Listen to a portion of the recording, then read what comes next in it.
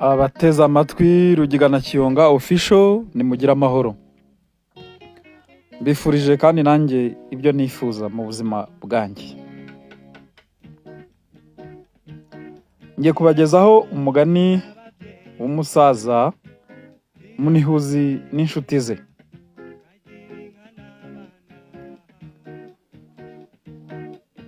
Kera hari umusaza akitwa Munihuzi, akaba umukungu ariko agakunda guhiga.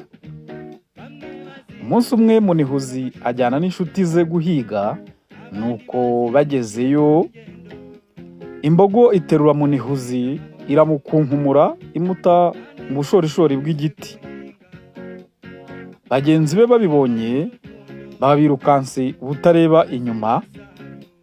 Ubwo Munihuzi mu giti yanegekaye, amahembe y'imbogo, amashami y'ibiti, amahwa byose byamuteraniyeho, mbese yabaye inyama gusa ariko atapfuye. Za nshuti ze ngo zigere imuhira ziba zigabye kwa Munihuzi, ziba ziramubitse, zibwira umugore ziti umugabo wawe yapfuye kandi yishwe n'imbogo twari tuvumbuye. Umugore ararira arihanagura, ariko nko mu muco wa Kinyarwanda nuko arirabura nkuko byagendaga. Bene wabo wa Munihuzi batangira kwigaba mu rugo rwe, bashaka kugabagabana imitungo ye. Umugore arwana inkundura ati ntarashyingura umugabo wanjye sinzemera ko yapfuye. Hagati aho Munihuzi yaje kwiyandayanda ahanuka muri cya giti, mbese yigaragura kugeza ubwo Imana imutabaye. Ahanuka muri cya giti agwa hasi, atangira kururuka ngo atashye. Kera kabaye agera iwe ariko asa n'uwapfuye, ko yari amerewe nabi cyane n'ibikomere yari yatewe n'imbogo, yari yamucomitaguye amahembe cyangwa se kuyamujomba n'amahwa n'ibisongo by'ibiti. Umugore ngo amukubita amaso, avuza induru, ariko umugabo ati ceceka uramenye. Nuko umugore ahindukiye arebye mu maso abona ni umugabo we Munihuzi. Nuko atangira kwahira ibyatsi aramuvura. Umugabo ati ugomba guceceka, nta muntu ugomba kumenya ko ndi hano. Nuko bifata igihe ariko aratinda arakira. Amaze gukira Munihuzi abwira umugore ati bagisha ikimasa cy'umushisha, untumirire abanga abanaba.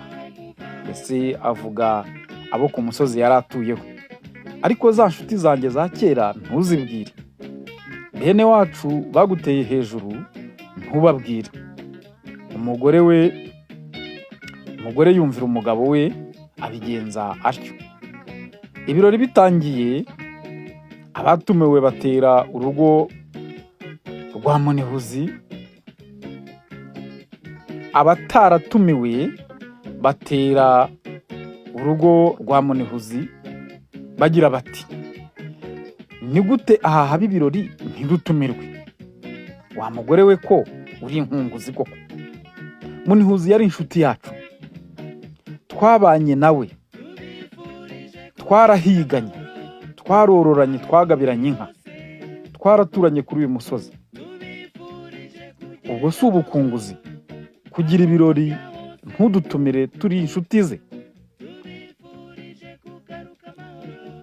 Munihuzi yumvise induru hanze, yegura icumu afata umuheto n'umwambi, ahagarara mu muryango, arafora, avuga aranguruye ati, uwo ntabonye ku mbogo y'ikiboga na Mibirizi, sinzamubone ngo Munihuzi nabaze. Nuko abari bateye urugo rwe barahunga, abatumiwe baratangara. Munihuzi araterura ati, nimurye munywe, mutarame, mwishime, nageze kure ariko sinapfuye.